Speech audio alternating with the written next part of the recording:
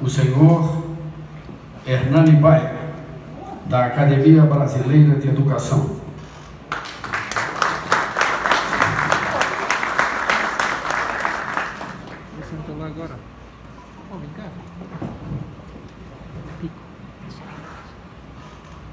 O jornalista e acadêmico Moacir Pereira, representando a Associação Catarinense de Imprensa Casa do Jornalista.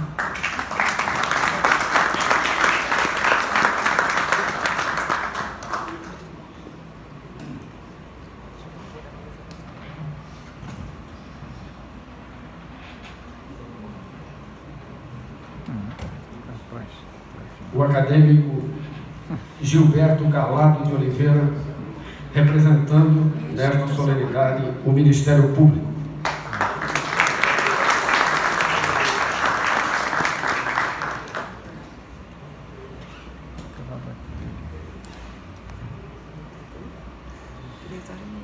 E queremos convidar também, numa deferência e lembrança ao Dia do Professor, a irmã Marli, convidada do futuro acadêmico, diretora do Centro Educacional Menino Jesus.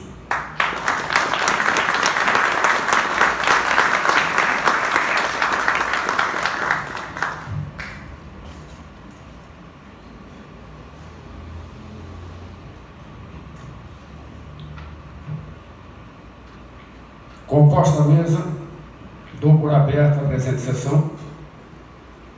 Sessão essa de posse que recepcionará e dará posse ao escritor Laertes Silvio Tavares na cadeira 16, que tem como patrono João Justino de Proença, como fundador Serapião Horácio de Carvalho e como titular antecedente Alcides Abreu. Convido, neste instante, os ilustres acadêmicos João Nicolau Carvalho,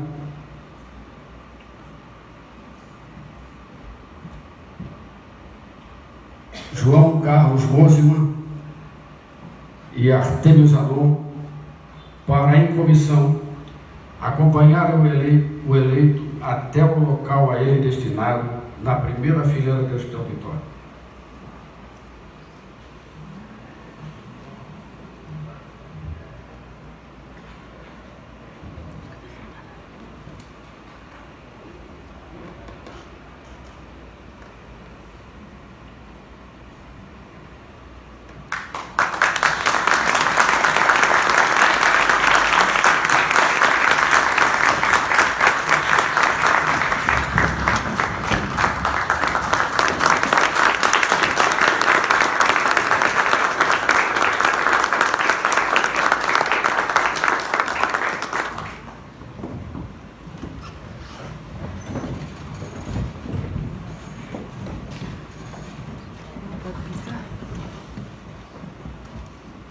Tenho a satisfação de convidar o ilustre acadêmico e ex-presidente desta casa, Salomão Ribas Júnior, titular da cadeira 38, para proferir a sua saudação, recepcionando o eleito.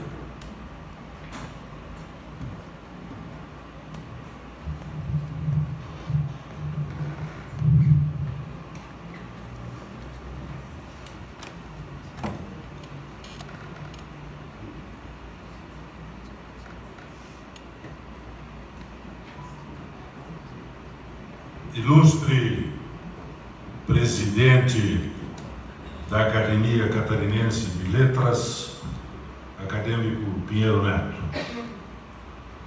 digníssimas senhoras e senhores que integram a mesa que preside essa sessão solene, caríssimos familiares do nosso novo acadêmico, caríssimos e caríssimas amigos e amigas do nosso acadêmico, que hoje toma posse. Caríssimos confrades, a Academia Catarinense de Letras vive hoje um dos momentos mais importantes de sua quase centenária história. Sim, a posse de um novo integrante desse restrito grupo de defensores da cultura, em especial da literatura, é que assegura a sua sobrevivência como instituição quase secular.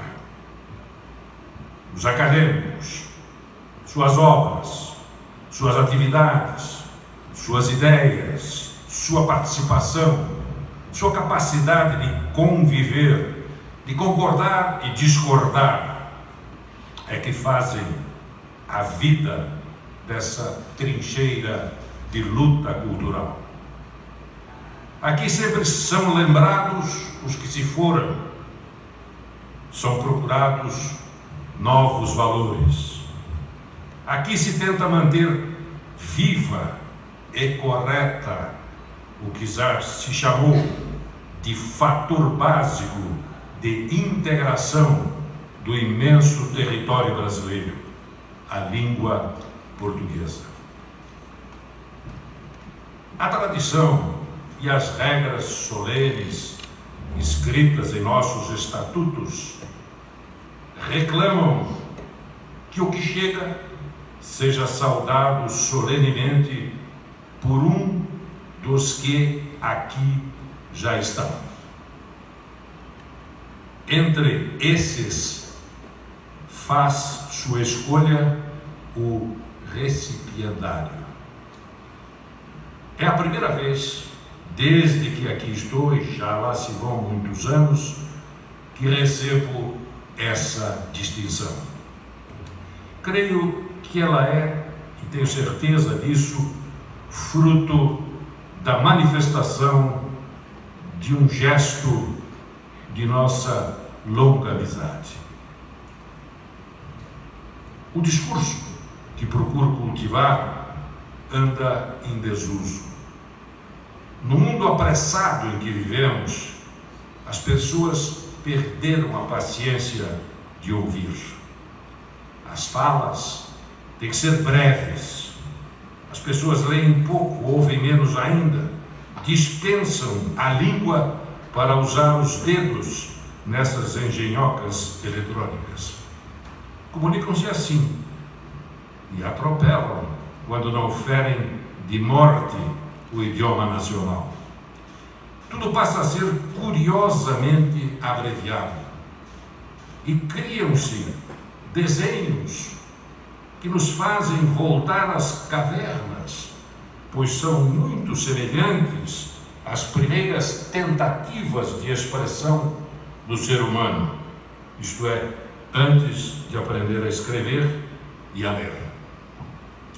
Infelizmente, é assim, nessa revolução da tecnologia e da informação, criando um novo tipo de sociedade, uma nova forma de convivência entre os humanos.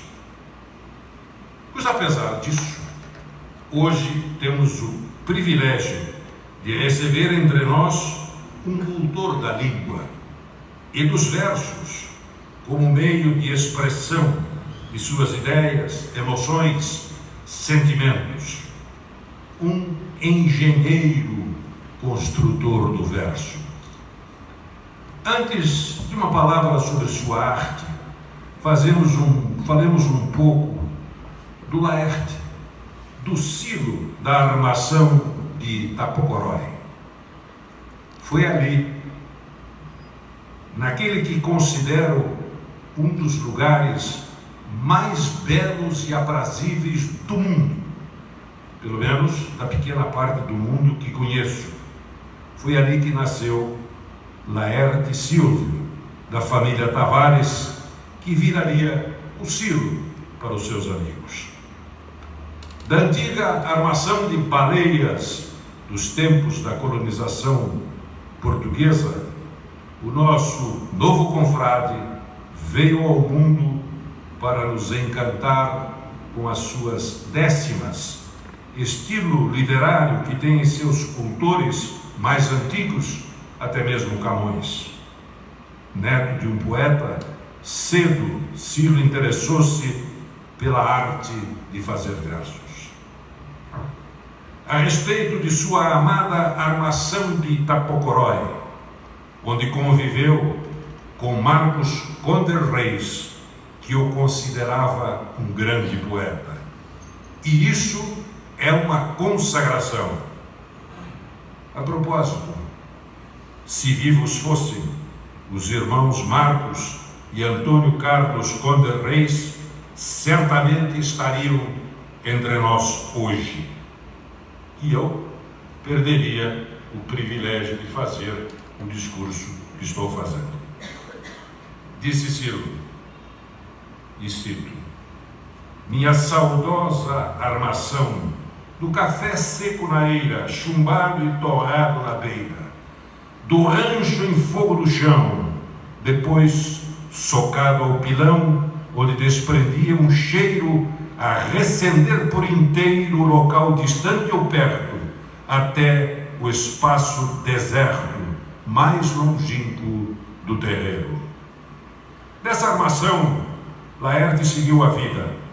Depois dos primeiros estudos, foi prossegui-los em Rio do Sul, depois em Blumenau, onde foi buscar a disciplina no Exército Brasileiro. Ali também ingressou no chamado Movimento Estudantil, como dirigente da União Blumenauense de Estudantes, a UB. Na época, eu era presidente da União Caçadorense de Estudantes e, num memorável congresso que Ciro relembrava ainda há pouco, fomos à Laguna para uma disputa muito ferrenha entre os estudantes. O mundo estava dividido naquele tempo entre o Ocidente livre, democrático, liderado pelos Estados Unidos da América do Norte, e o Oriente, a cortina de ferro, liderada por Moscou, pela União Soviética. No Brasil discutia-se democratas ou o que se chamava na época comunistas, numa generalização dessa esquerda que sempre busca uma definição e um lugar para se encontrar. E foi nesse clima que fomos à disputa. Fui candidato à presidência, recebi o voto do Ciro. Agora, na sua escolha para a academia, meio século depois, eu estou retribuindo aquele voto. Tomei uma surra fantástica, o Ciro não gosta que fale nessa parte. Por 21-14, perdemos a eleição.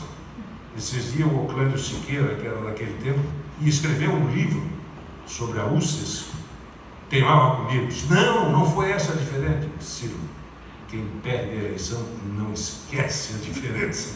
Então, e conheço o Laerte. Depois, passado aquele movimento estudantil, nós íamos fazer uma revolução social. Não deu muito certo. Mas aprendemos a estudar no Brasil os seus problemas, a compreender o mundo em que vivíamos. Líamos muito, discutíamos muito, aprendemos muito sobre os grandes pensadores da humanidade. Isso, eu creio, caro Ciro, nos é útil até hoje. E vejo uma certa preocupação, um pouco interesse na discussão livre, na discussão ampla, na discussão sem antagonismos insuperáveis entre os jovens de hoje. Acho que naqueles tempos, isso é um perigo começar a falar, porque todo velho tem mania de começar a falar nos seus tempos, né? Naqueles tempos, aquele tipo de discussão a mim me ajudou muito a formar o meu pensamento, o meu caráter e a ter uma visão de mundo que não se restringia à pequenina Caçador ou à pequenina Florianópolis ou a Santa Catarina, mas que enxergava o mundo como um todo. Hoje nosso confrade seguiu a carreira acadêmica e profissional. Daquela experiência em Blumenau, daquela experiência no movimento estudantil, fez vestibular, passou no dificílimo vestibular de engenharia. Ainda há pouco conversava com o Honorato Tobelin, seu colega de turma, e dizia que eu nunca consegui entender aquelas fórmulas de cálculo e aqueles tipos de cálculos que os engenheiros fazem. Dá certo, os prédios não ruem, as coisas funcionam, dá certo, mas eu não consigo entender. Mas enfim, o Ciro foi levado a estudar engenharia mecânica, que não era muito o seu desejo, e por isso transferiu-se para Porto Alegre para fazer engenharia civil. Voltou para Santa Catarina como engenheiro civil, e suas contribuições nessa área profissional foram e são inestimáveis.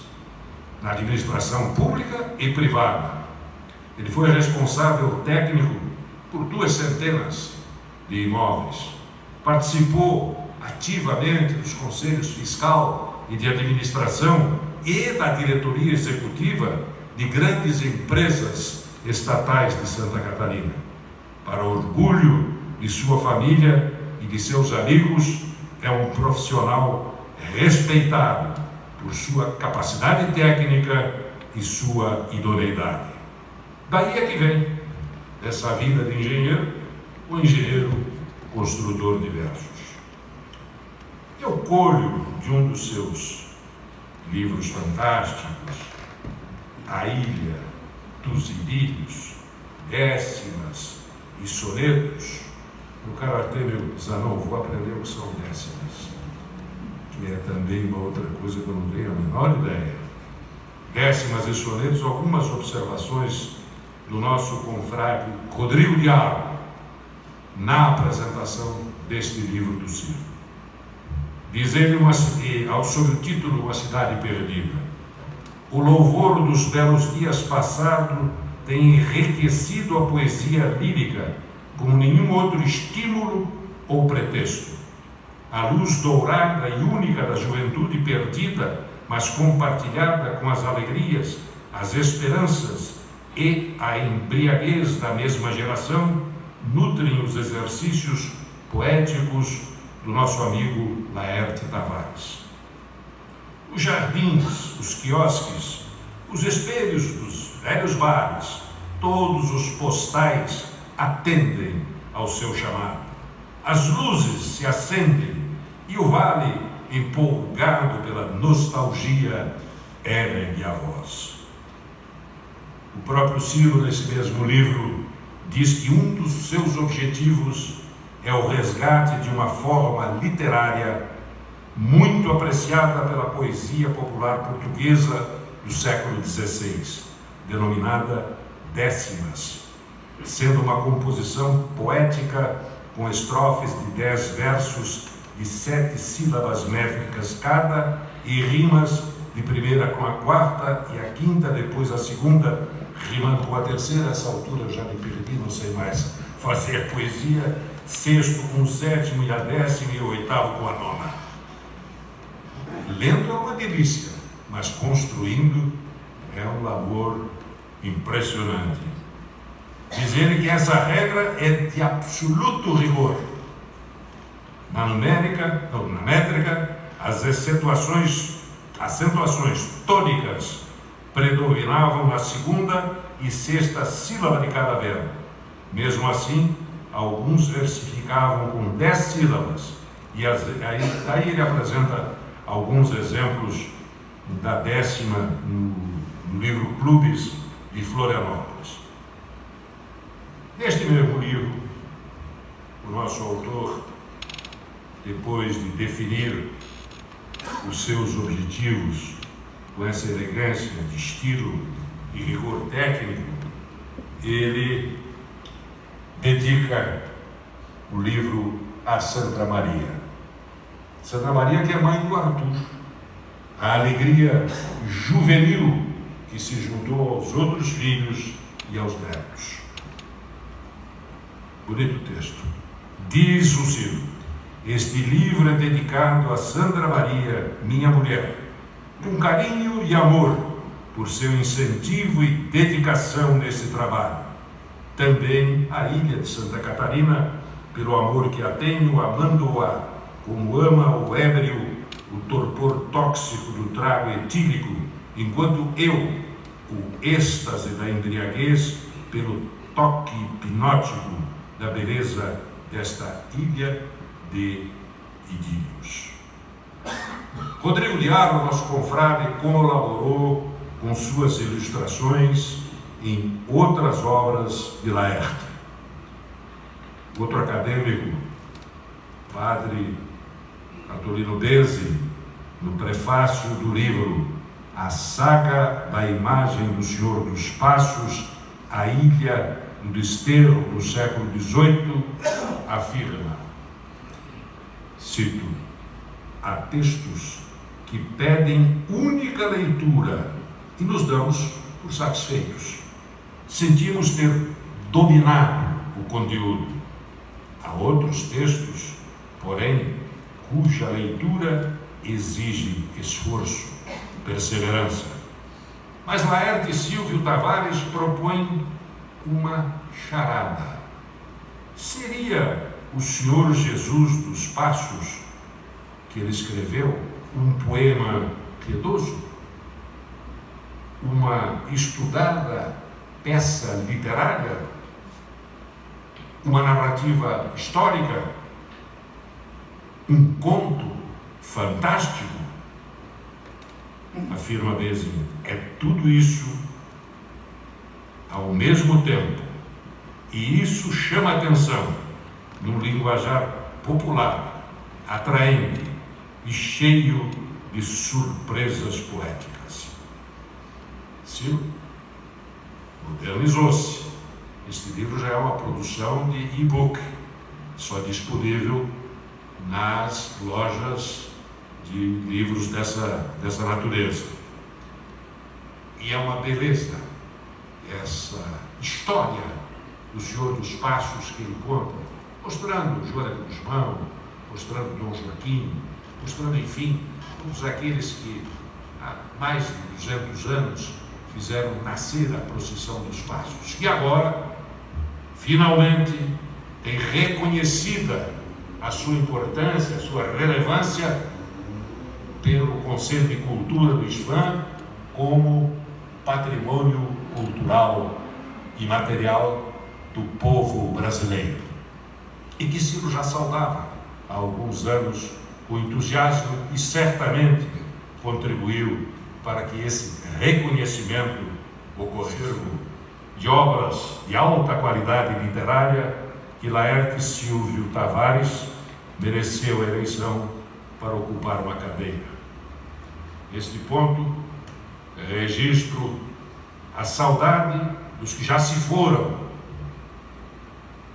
e a gratidão a Deus para os que creem, ou à Mãe Natureza para os que não creem. A alegria, agradeço a alegria pela presença dos que aqui estão para receber o nosso novo confrade. Seja bem-vindo, acadêmico Laerte Silvio Tavares.